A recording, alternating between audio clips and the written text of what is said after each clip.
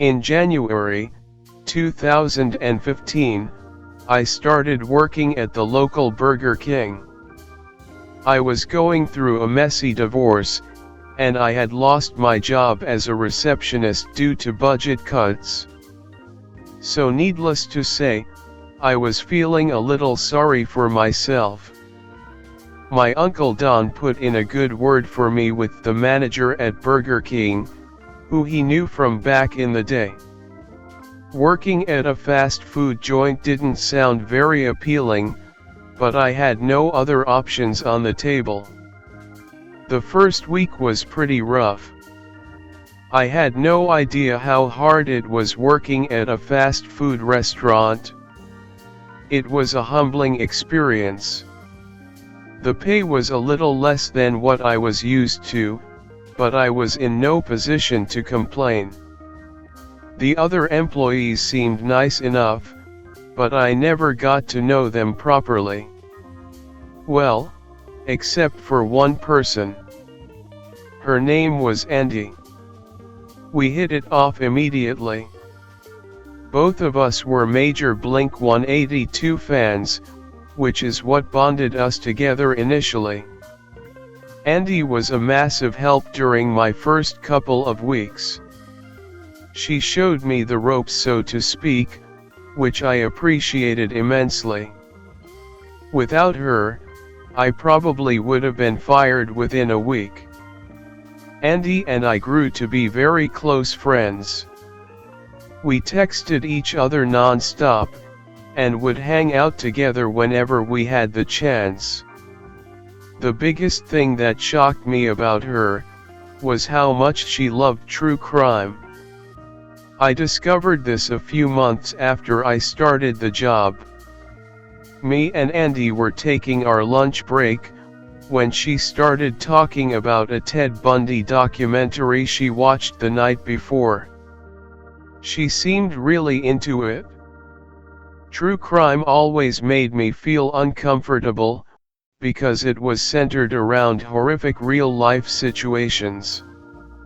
I didn't want to be rude, so I just let her continue discussing it. The conversation took an even more surprising turn when Andy started telling me about a serial killer nicknamed the Burger King Strangler.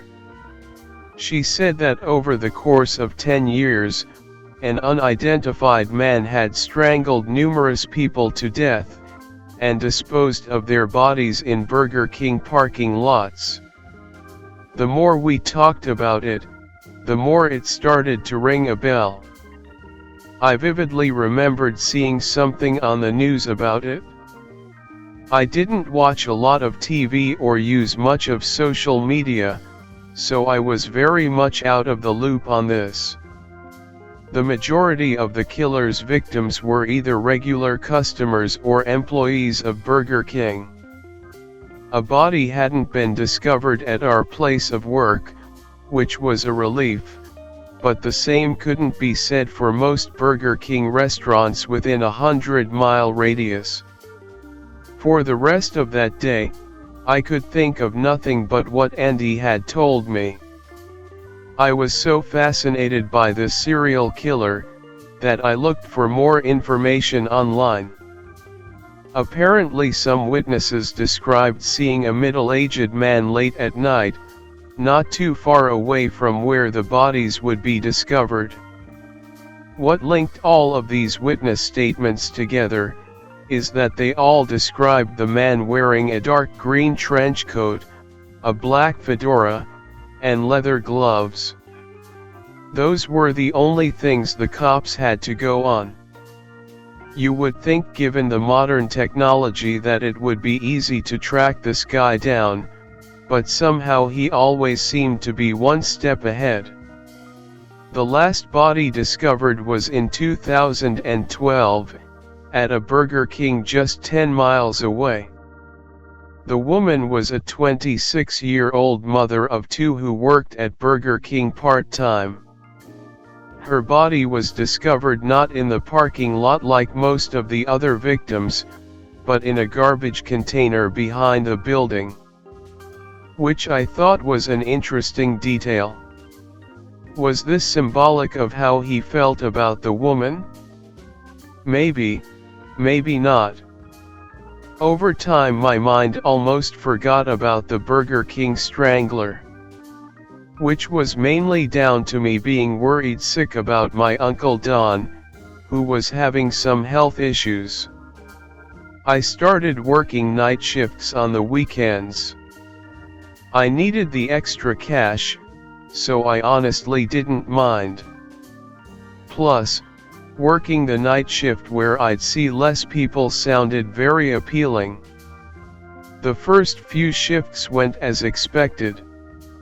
Then, something happened that changed everything. It was late at night and I was working alone at the drive-thru.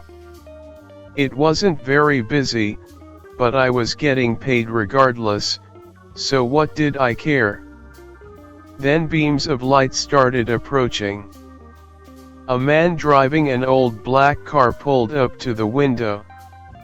My knowledge of vehicles is very lackluster, so I couldn't tell you what make of car it was.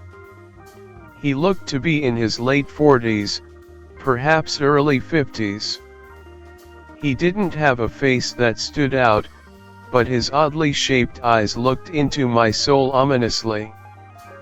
The man smiled at me, showcasing his chipped front teeth. I asked if I could take his order. For a good 10 seconds, he didn't say a word, which made things extremely awkward. During that time, he stopped making eye contact with me, and started staring at my neck. I was wearing a necklace that Andy had bought me for my birthday, so I assumed he was just admiring it. He finally spoke in a deep voice, asking for a double Whopper meal with a large Diet Coke. I went ahead and prepared his order. As I handed him the bag of food and his drink, he was once again staring at my neck, while gripping his steering wheel tightly.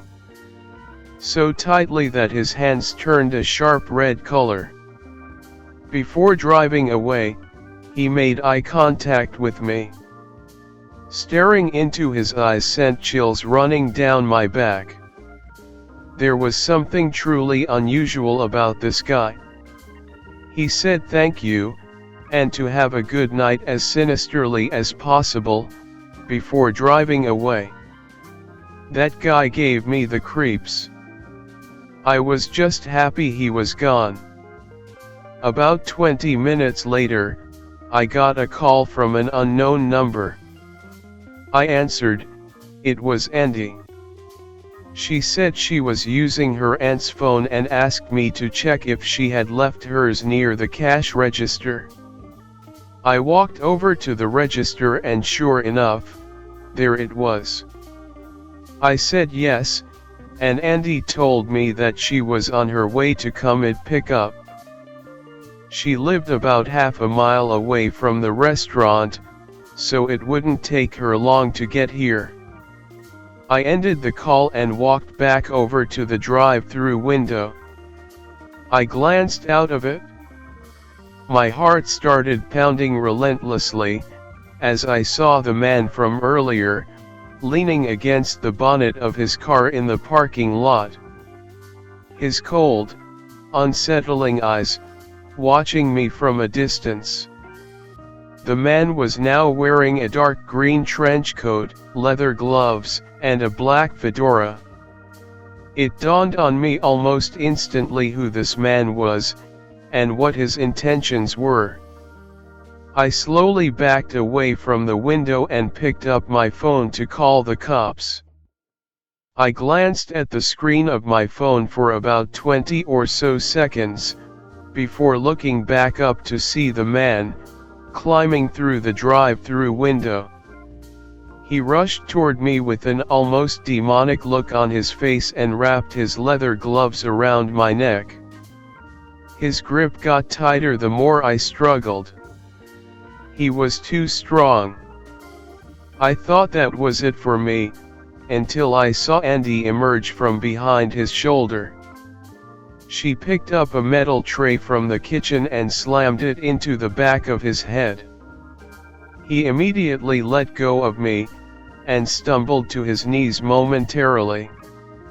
Andy grabbed my forearm and attempted to pull me out of that restaurant.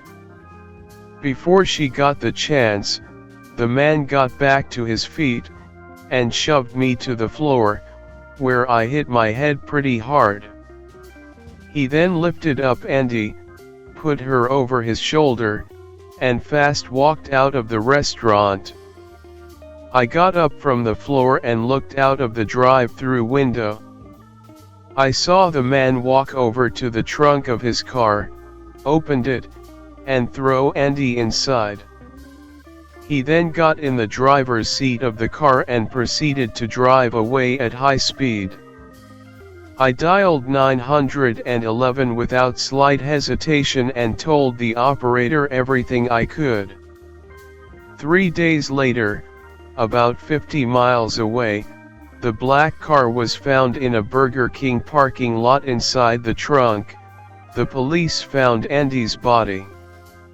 The cause of death was very clearly strangulation. The old black car wasn't registered to anybody, and the Burger King surveillance footage didn't get a good visual of his face, so the cops were basically back to square one, which meant the killer had evaded capture once more. I only knew Andy for 7 months, but those months were so precious to me. Now more than ever. For the time I knew her, she had such a positive impact on my life.